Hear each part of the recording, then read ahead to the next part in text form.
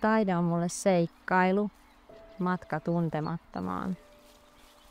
Mä koen niin, että taiteen avulla mä luon esiin maailmoja, joita me ei voida niin kuin luonnollisin silmin nähdä, mutta jotka on kuitenkin olemassa. Mä oon Karita Laukkonen, taiteilija, itse oppinut sellainen.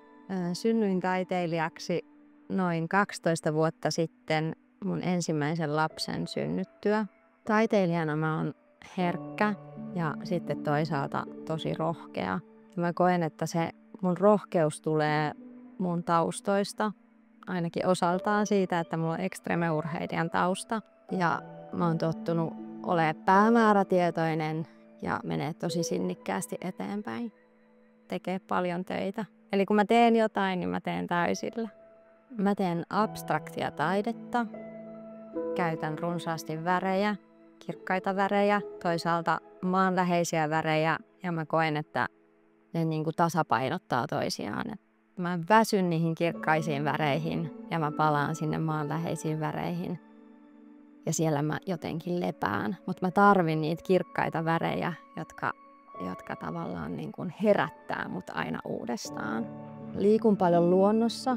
Se on ehkä enemmän niin kuin tapa rauhoittua ja maadottua ja kuulla mun sisintä ja jotenkin auttaa olemaan läsnä. Mutta kuitenkin ne aiheet, mitä mulla tulee, niin mä työskentelen hyvin vahvasti intuition kanssa, että syntyy mitä syntyy. Ja sen takia se on mulle seikkailu, koska mä en oikeastaan itsekään tiedä.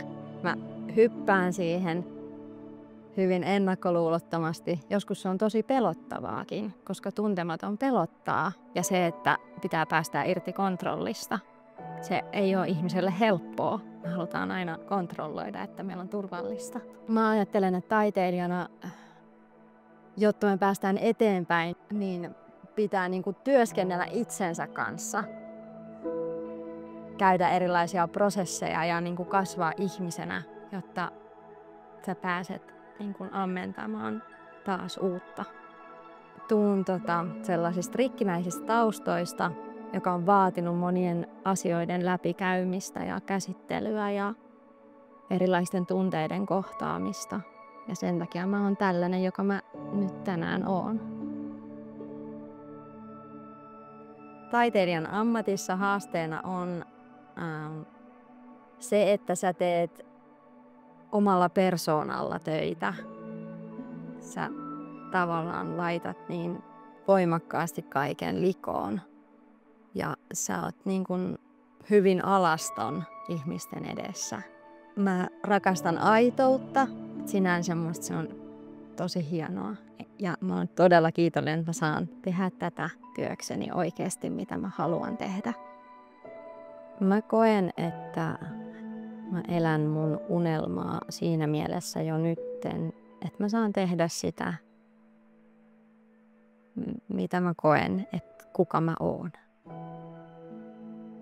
Mä ajattelen, että se on ideaali tilanne, jos voi tehdä työksesi sitä, mitä minä olen, ei sitä, mitä minä teen tai suoritan.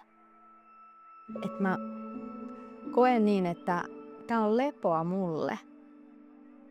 Et mä teen työtä, mutta samaan aikaan se on lepoa, se mun työ. Ja se on mun mielestä huikeeta.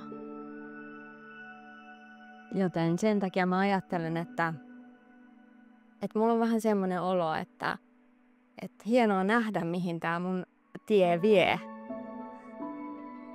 maailmalla tai näin konkreettisesti. Mutta mun mielestä se on hienoa, että mä voin joka päivä olla tässä mun rakkaassa ateljeessa ja työskennellä täällä ja olla vaan minä ja katsoa, mitä siitä syntyy.